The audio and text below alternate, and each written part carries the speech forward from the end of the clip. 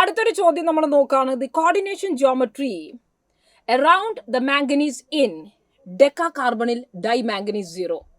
ഡെക്കാ കാർബണിൽ 10 carbonyl, dimanganese 2 manganese, Mn2CO 10 times.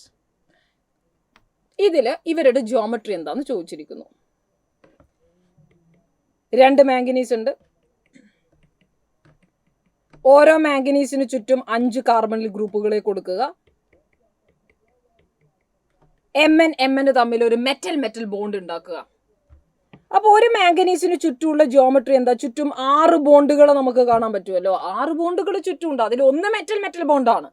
So ചുറ്റും 6 bond ഉണ്ടെങ്കിൽ നമ്മൾ അതിനെ ഒക്ടാഹെഡ്രൽ ജിയോമെട്രി എന്ന് പറയാം. This is A question directly asked from your coordination compounds. അതിൽ തന്നെ ഓർഗാനോമെറ്റാലിക് കോമ്പൗണ്ടുകളിൽ അല്ലെങ്കിൽ കാർബണിൽ കോമ്പൗണ്ടുകളുടെ ജിയോമെട്രീസ് പ്രത്യേകം NCERT പറഞ്ഞിരിക്കുന്നുണ്ട്. അതിൽ നിന്നാണ് നമുക്ക് ഈ ചോദ്യം. എപ്പോഴും JEക്ക് ഈ സ്ട്രക്ചേഴ്സിൽ നിന്ന് ചോദ്യങ്ങൾ വരാറുള്ളതാണ്.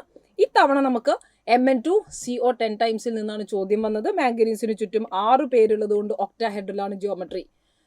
ഇത് കൂടാതെ നമ്മൾ CO2CO 8 ടൈംസ് ഇതൊക്കെ ശ്രദ്ധിക്കേണ്ടതുണ്ട്. അതിൽ നമുക്ക് ബ്രിഡ്ജ് ലിഗാൻഡുകളൊക്കെ ഉണ്ടോ എന്നുള്ള ചോദ്യങ്ങളൊക്കെ വരാറുണ്ട്. So anyway this is A direct question from coordination compounds.